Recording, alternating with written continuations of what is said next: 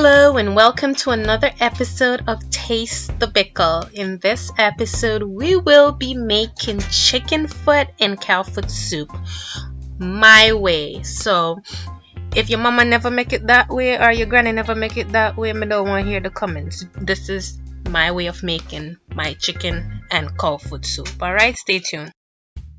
So for this soup, we'll be using the following ingredients. Obviously some pumpkin. We're going to use the dough to make some spinner dumplings. We have some red potatoes, some batata, some cho-cho, some carrots, and I'm using the soup it up mix.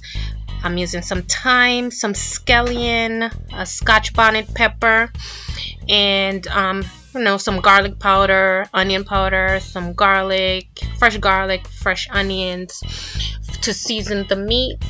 And the main ingredients, of course, is the chicken foot and the cow foot, right, for this soup. You can't have the cow foot and the chicken foot without having those ingredients included in the soup. So watch me put everything to fix this pot up. So folks, first you want to do is get the chicken foot and cut off all of them toenails. You don't want to be biting into the chicken foot and biting into some toenails, right? That's no good. It's not sanitary. So clean up that and cut them off. Then you want to add the cow foot and the chicken foot into a pan and wash it with some vinegar. You want to get the meat really nice and clean. Drain the water a couple of times. Really wash your meat because you want it to be healthy and obviously clean before you intake it. Doesn't matter how you're cooking it. So once you wash the meat, you want to season it with some garlic powder. You want to add some onion powder. You want to add some black pepper and some Lorry seasoning. And you really don't have to add this. You could just actually boil it, but I like to have the meat seasoned ahead of time. And here I add the fresh garlic, the thyme, and the onion. And then I transfer the mix into a hot pressure cooker. And I'm going to pressure this meat for about 45 minutes. I want both the chicken foot and the cow foot to be really nice and tender. You don't want to cook a nice delicious soup and then the meat is tough. No. Just put in the pressure cooker 45 minutes and it will definitely cut your cooking time in half. And here add all of the seasoning, add some water to the pot. So this is how the meat looks after about 45 minutes of pressure. You see I put it, it's really tender. So I transfer the mix into a stock pot to cook my soup. And at this point the meat was really pretty much done, but you can't just have that, right? You need to add all the main ingredients. I add some more water, got it to a boil, and I was ready to start adding all the ingredients. So here I add the carrots to the pot, gave it a nice stir. And then I add the pumpkin, and the pumpkin is going to give this soup a nice rich bright orange yellowish color. Then I add the cho-cho. You want all of them good nice food to start giving the soup some flavor. I add some fresh scallion and the pepper. I add a little bit more seasoning, but I didn't go overboard because, as you remember, I did season the meat ahead of time before I pressured it. And I add a little bit more water because I wanted the soup to really be really nice and hearty and have soup in the pot. Obviously the point of cooking this is to have a pot of soup. So I got it up to a nice level and started cooking the soup, right? So here I stirred everything together and was ready to put the cover on so that this could simmer. I had this cooking for about 35 minutes and it was smelling up the house nice and hot. People was just asking about the soup. Mouth was running, man. Then after about 35 minutes, look at this steam.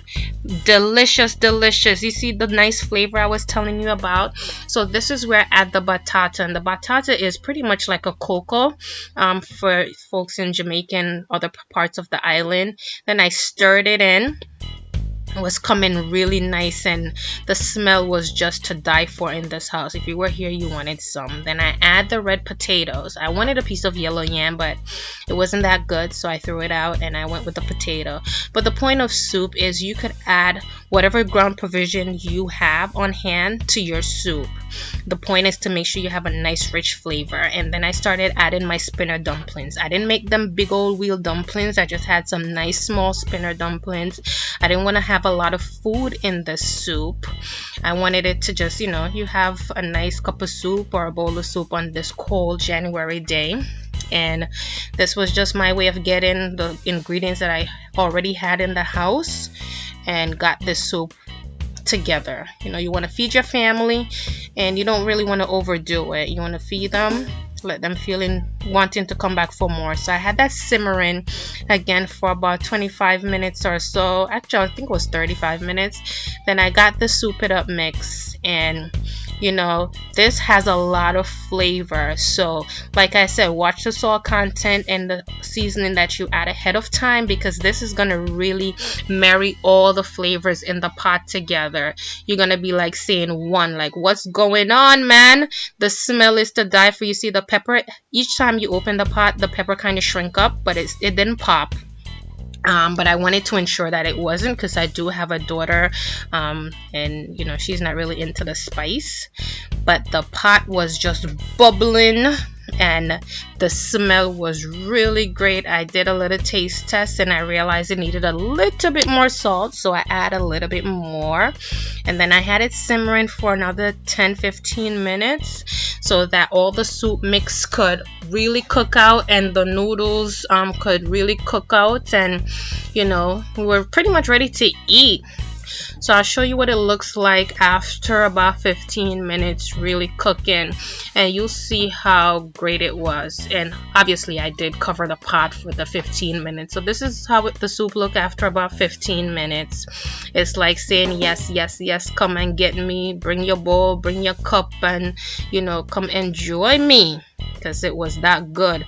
I'm telling you, if it was close by, I would just give you some. So this is a really nice, easy recipe for those of you that have never made this dish before or are afraid to make it. Come on, just get whatever ingredients you like in soup, put it together, pressure your meat. If you don't have the time to dedicate to cooking the cow foot all day long, it will cut down the time. The soup had a really great body. It was rich. Everybody went back for seconds, even me. But I'm biased, obviously. I cooked it, right? But hope you enjoy it. Don't be afraid to try this at home, and leave the comments below. Tell me how yours turned out. And if you did add anything different, just tell me about it as well. Don't forget to like, comment, share, and subscribe. And thank you for watching. Until next time.